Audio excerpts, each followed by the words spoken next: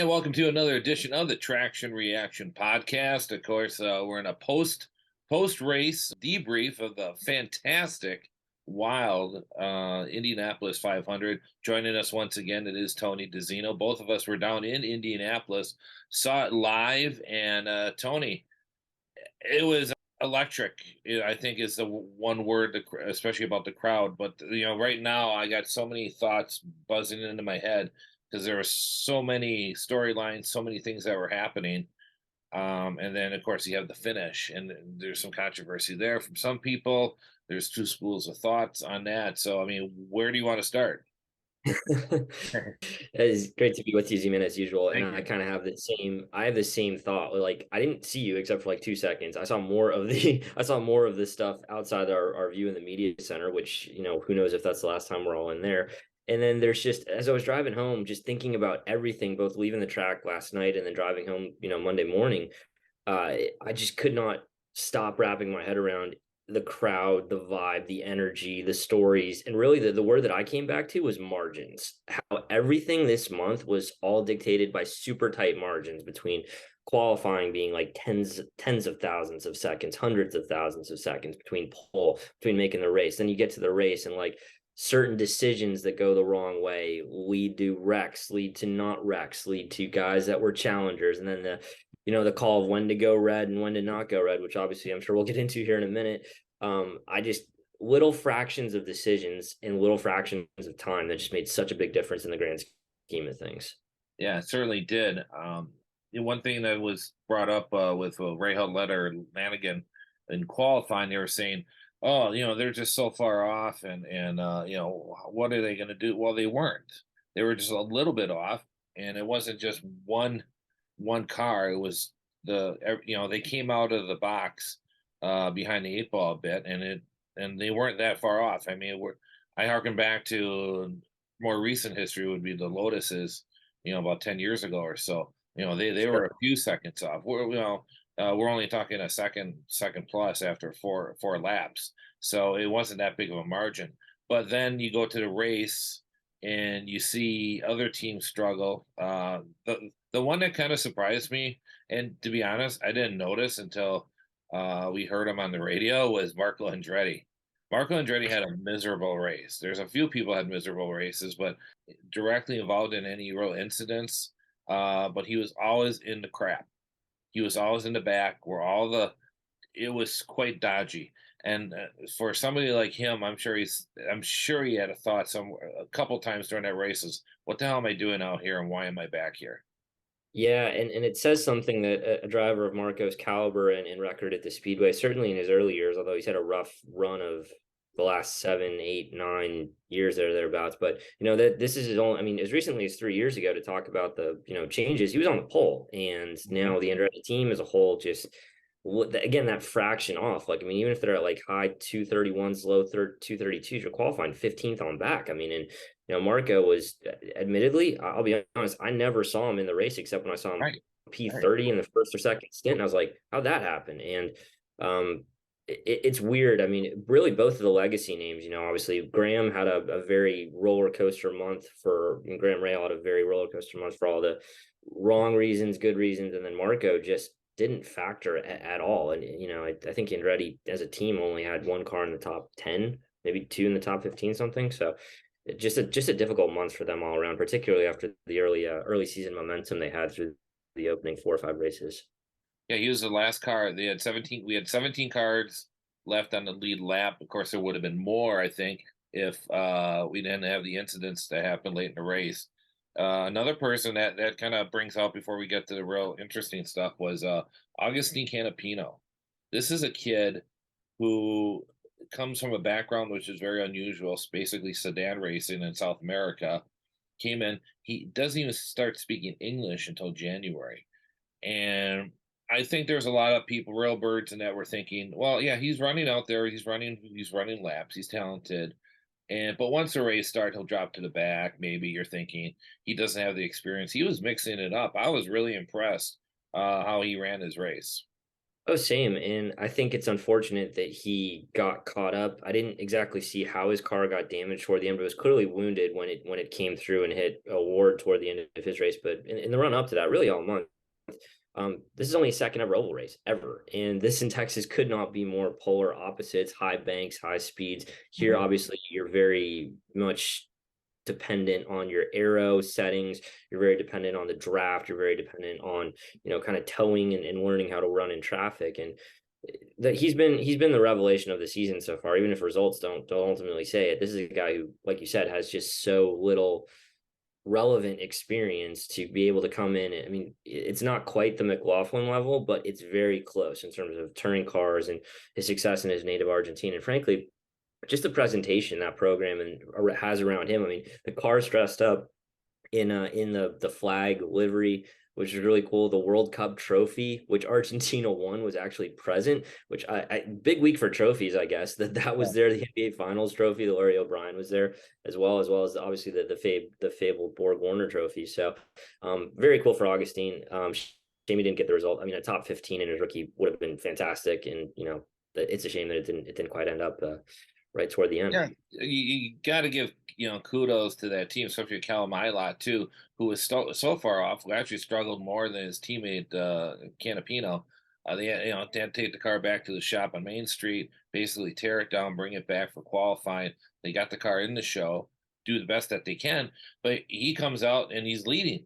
It's like, whoa, obviously there's some pit strategy that was there, but he ends up finishing 12th, and I thought was a lot more competitive than we thought we were, as was Ryan Hunter-Reay, who steady worked his way up and was making improvements throughout the race, and he ended up with an 11th place finish, which I think was actually his result could have been a little bit better.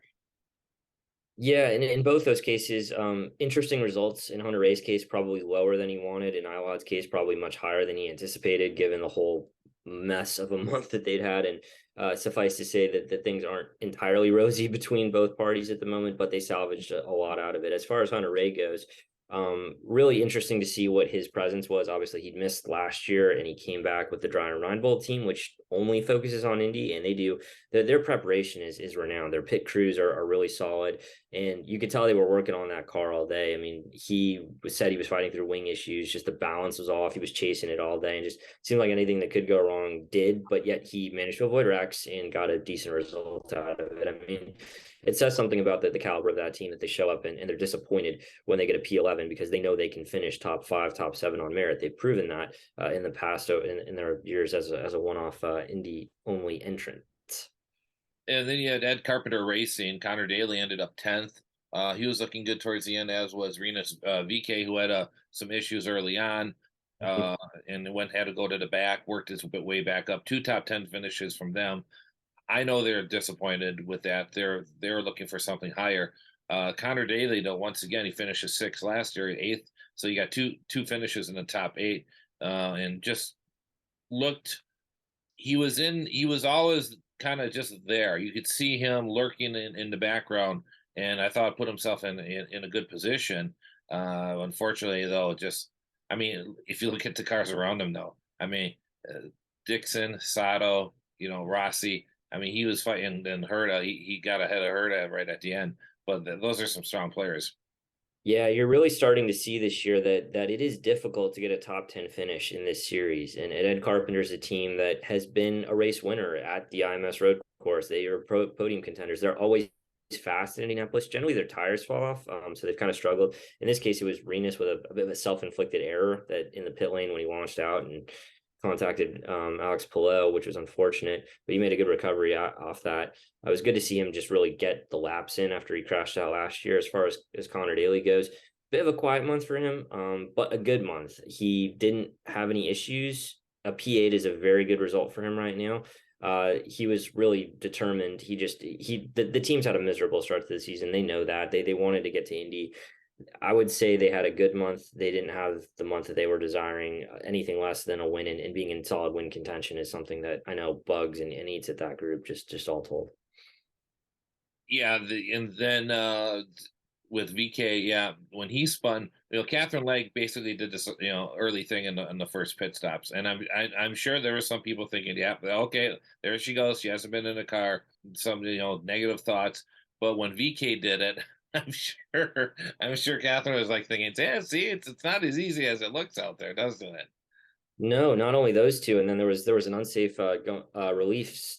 Sorry, unsafe release too earlier in the later in the race. I beg your pardon. When the Andretti teammates collided, Colton Herta got Yes. released into Roman Grosjean's pass. So Indy pit lane is the most drama-filled pit lane in the sport. It's for as big as the facility is.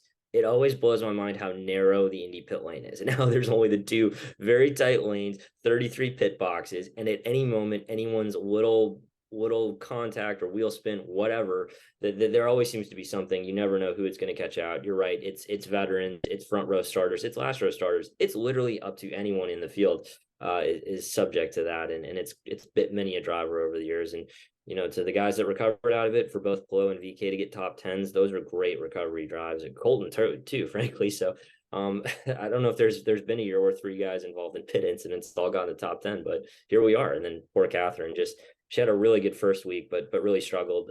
Unfortunately, in the second week, had contact on the Monday incident on practice with Steph Wilson, and I'm not sure if they really got fully back to her confidence level prior to that. So it was great to see her back.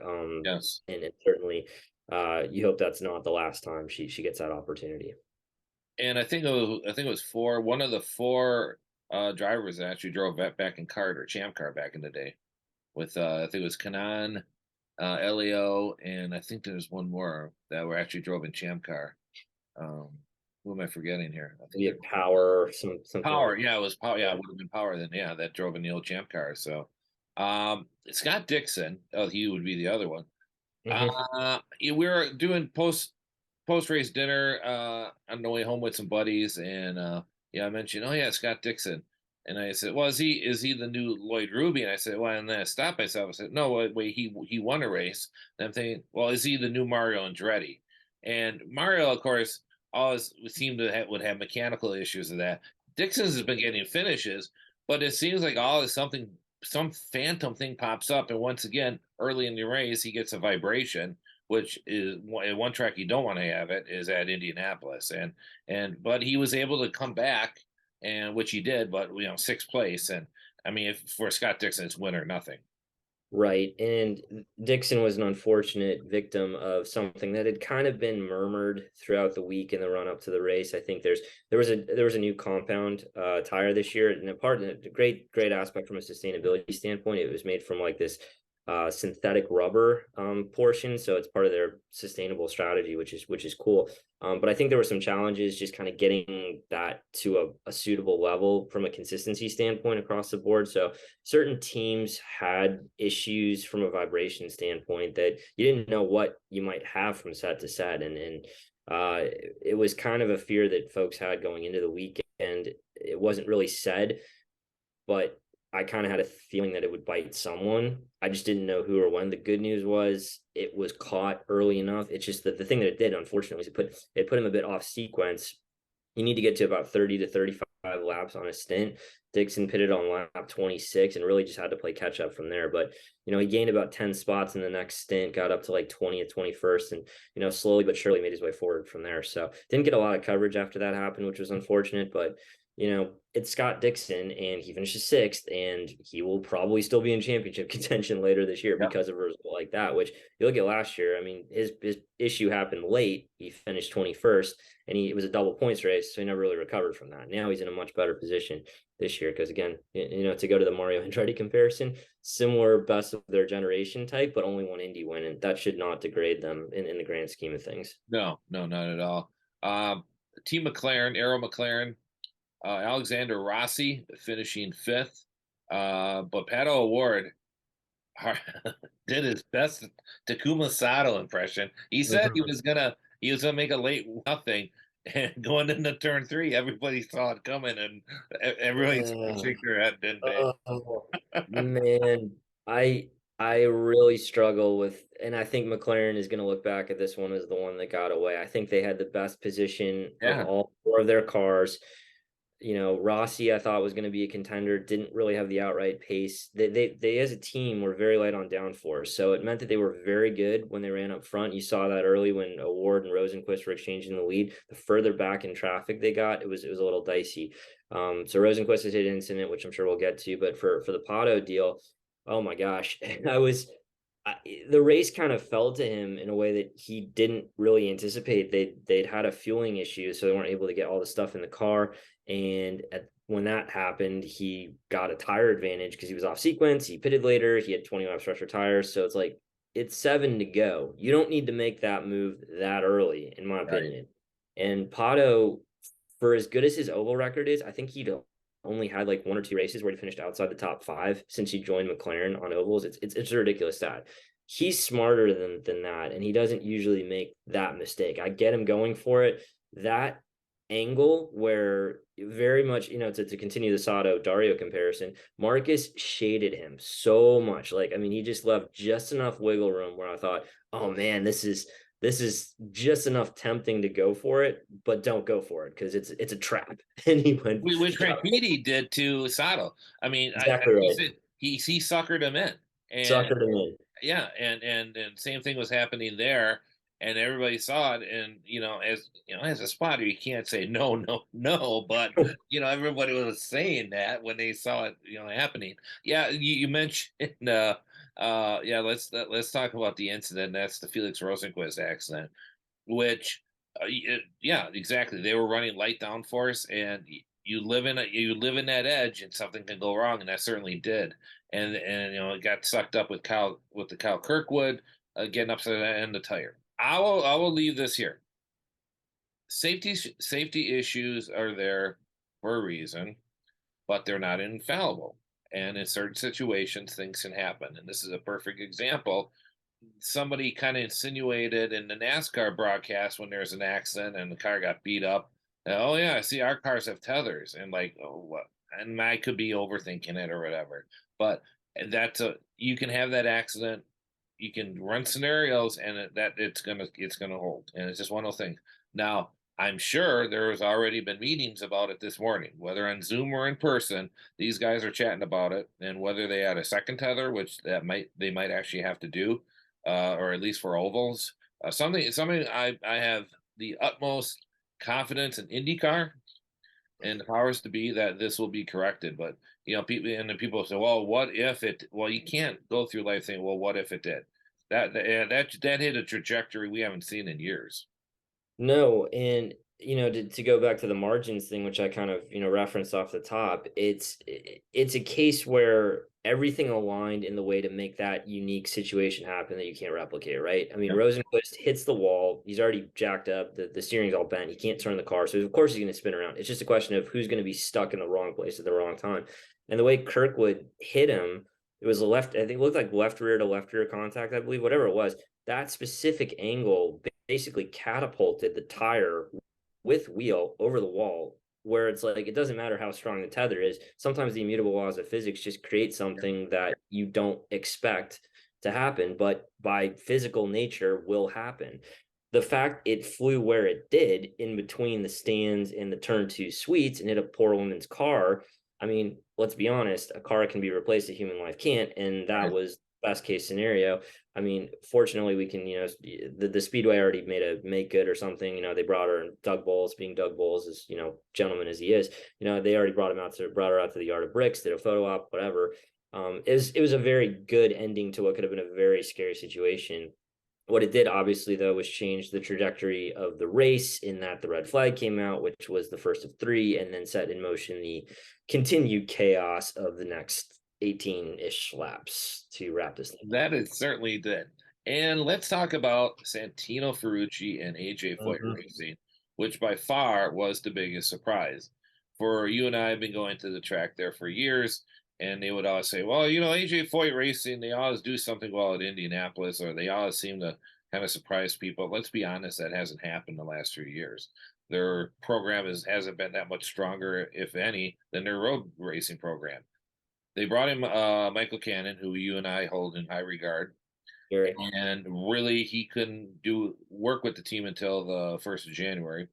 I had the opportunity to speak with him at a get together, and he basically said, we're just doing things our way, and I think the biggest thing was both cars were prepared in Indianapolis. For years, AJ Foyt has had a team in Houston where it remains to be, but there's always been an issue of hiring people to work in Houston. If you were going to work for AJ Foyt Racing, you're going to have to move to Houston. There's a lot of people who don't want to do that. Now you could say, well, Ferrucci is a talented driver. Maybe he was able to get the most out of the car. But what really says this team was able to turn around was Benjamin Peterson, how good he looked. Now I don't follow the Indy Light Series, which is now Indy Next, as well as you do. But Benjamin Peterson is a talented driver, but he wasn't somebody like Joseph Newgard. Yeah, this guy is the next it, or even Kyle Kirkwood, as impressive as he looked. But we're like getting both cars in the top 12 in final qualifying. You were thinking like, well, I think we got something here. And Carb Day, there was an issue. I don't know if you heard about this, but there was Santino thought he had a motor issue with the car. Now, with everything with engine mapping and electronics, the Chevy people looked at it and said, hey, it's fine. We can fix it. It's taken care of. AJ supposedly was all smiles and it was like, okay, let's have at it. And I said, well, if this thing blows up after 12 laps, we'll know somebody was BSing. But Ferrucci was fast. He was in the mix, and they played the patience game.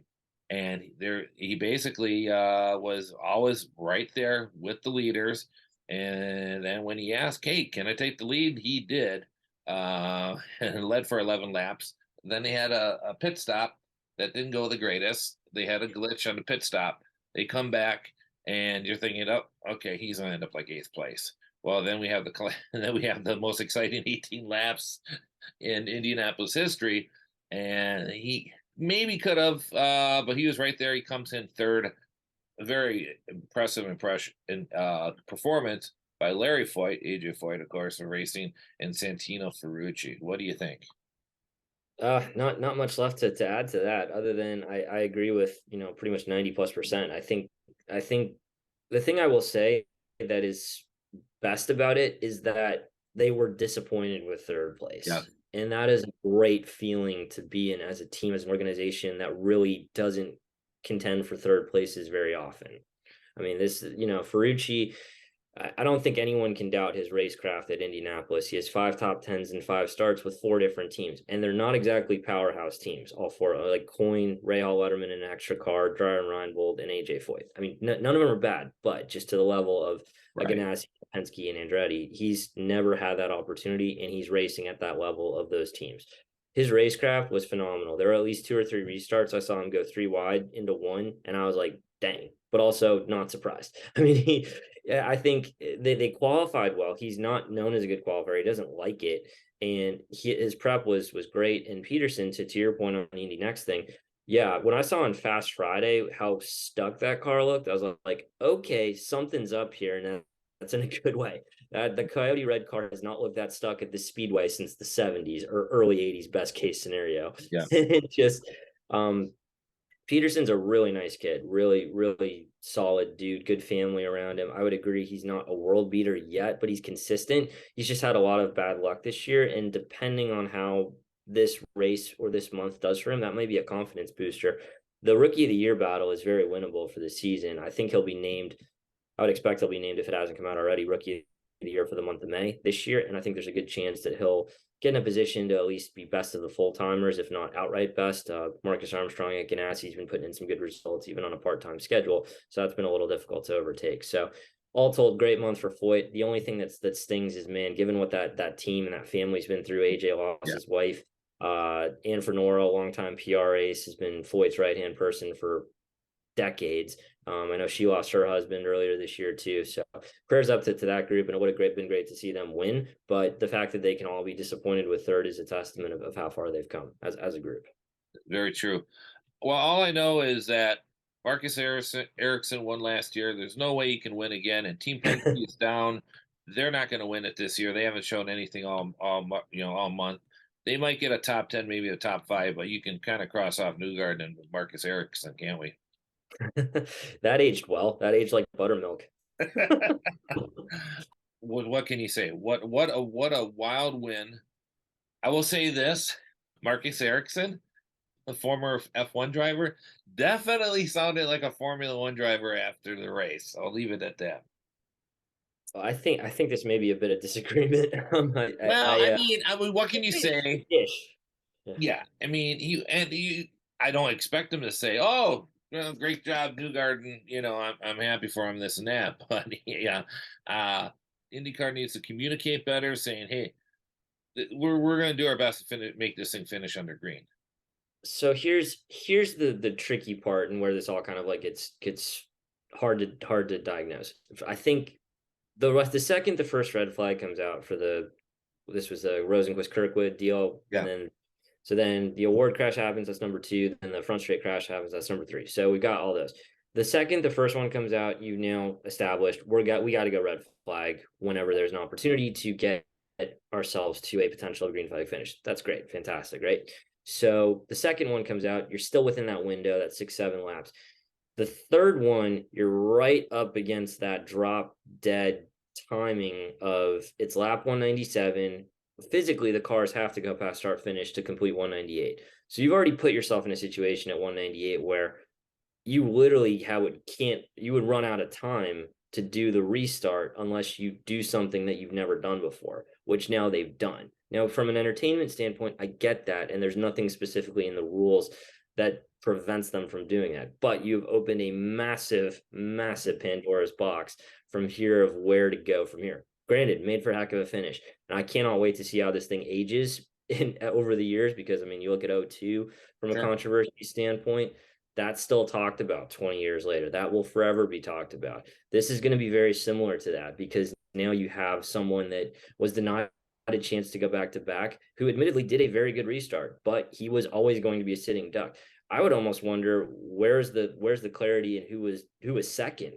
Was it Newgarden or Ferrucci that was second Right. at the moment of caution? Because that would have put them in the better position to have that shot to win on the restart if you're going to do a restart. So lots of questions, very difficult situation. I don't love it, but I understand why it was done in the context of the previous 15 laps where there had already been two red flags. You That summed it was up that was a PR guy being pretty diplomatic. yeah, and we saw this a couple years ago. I always go, the sports centers, the non-racing guys always would rip on the Indy 500 that would finish under yellow. How Right. can you have your greatest race finish? How anticlimactic, and so I can see both sides of it, and yeah, it's not an easy, but yeah, it is. You've opened up a Pandora's box. Do they do this now for Detroit? I Do think they do Detroit's it? got a lot of yellow flags Do anyway, they? but Yeah. Do they? Do you do this for Iowa? Do you do this for the other tracks now? How does that work? Do you can do it for Road America in a couple of weeks? right. Right. I mean, there's Um, there's no telling. I think now you've had it where for pretty much a decade, there's pretty much an understanding. There's a window, you're gonna get a red flag, try to yeah. make a green flag happen. I guess my question is, does the same thing happen competition wise if these wrecks happen on lap 40, lap 70, lap 90, whatever, where it's not the last 20 laps, where you're trying to get to that number? That's the question. And Right. I don't think it's an easy answer either. No, it's And not, because if you go to that too often, you end up like NASCAR, which correct. now everybody expects the late yellow flag. The guys just crash into each other. It's turned into short track racing, and I think it becomes a point where, well, I thought these guys were the best drivers in the world, and I was Sure. these guys making, and when the non-racing fan kind of sees a guy driving like an ass, he's going to be going, well, what's going on here? So yeah, there's a fine line. Are we going to answer this today? Definitely not. But it is a complicated situation. But I mean, overall, last 18 laps, craziness. I won't say they're the most exciting 18 laps that's ever happened there, but they're certainly among the most memorable. And for Joseph Newgarden to finally, I mean, the dude had the look kind of like, I will not be denied in this Yeah, moment. Because, and I watched the replay back, both the finish itself, the pass on the back straight. the dragon move that basically you have to swerve in the last couple of laps to try to break the draft, break the toe that the second place person has. He went so far to pit inside. Him and Ericsson were both inside, well inside the white line for pit lane. I'm thinking you got to know how to dart back at 230 or you're straight into the attenuator. I mean, that is like, wow. Exactly. Like both drivers. I mean, kudos to pulling it off on that. I mean, Joseph's been, I've loved wanting to see Joseph Newgarden win an Indy 500, round out the resume. You could just tell there was emotion, relief, just a friggin' gorilla lifted off the back of his very jacked shoulders, as was evidenced in the 100 Days to Indy show. But yeah, it just I wish for his sake that he had a clean first win, because I do worry that there's going to be people or detractors that look at this and say, yeah, you got a great win and you had an awesome last lap pass and it was amazing, and the only reason you did it was because something that never happened before was what gave you the opportunity to do it. So That's a good point. that's my question. That I hope history is kinder than the immediate aftermath. Well, here's one thing. I don't want to just, to be, rip on NASCAR, but okay, you have Talladega and you have, Daytona. You have the restricted plate racing, which I always said to me is not entertainment, because you can't really tell who actually has the dominant car or who's the front runner, because it's this ebb and flow back and forth. That's so much, it's hard to see that. What I noticed about a third of the way into the race that I liked, you could kind of tell, okay, Team McLaren's pretty strong here. Alex Palou looks like the guy to beat that we expected. Right. Oh, Dixon would have been, but let's see if he can come back from his early on. So, that 14 car is pretty strong. You could tell who had the strong cars and who are going to be, okay, these guys are going to be in the mix. And then you could see some guys moving up that were doing a little bit better than we thought they were going to do. And then, would put themselves in a position. I thought that was a real plus. I did like that. Yeah, I agree. I mean, I think that, again, the haves and the have-nots, right? I mean, McLaren getting asked, he was the story coming into the race. There was some banter in the media. Zach Brown had a very, very hilarious comment talking about, like, people don't lose folks or people don't steal folks, people lose folks, I think was the quote, something like that. So, but then there's Penske laying in the weeds, and it's weird to say Penske laying in the weeds, but yeah, bloody heck, they're back, and that's a huge win for the organization, obviously for RP, and his first win for the 500 as the literal track and series and car owner of all three of those elements. Well, Tony, we certainly appreciate you taking time out. One more thing before we leave here: a record, 3.6 million record Indy 500 purse for Newgarden, or the record purse is 17 million. Our friend Robin Miller was also saying they got to jack up the purse in that, and it looks like they did it this year. So it feels weird. Penske's taking the money in one pocket, putting it in another, but that's a story for another day. Tony, we certainly appreciate you taking time out, and we'll see you in Road America in a couple weeks. Absolutely. See you then. All right, Tony DiZinno joining us on the Traction Reaction podcast. And once again, don't forget to like and subscribe to the podcast. We'll talk to you next time. Now fans on Victory Podium, reporting America the Beautiful from the Indiana National Guard, Chief Law Officer for Dennis White, Sergeant First Class Ronald Walker, Sergeant First Class Leanne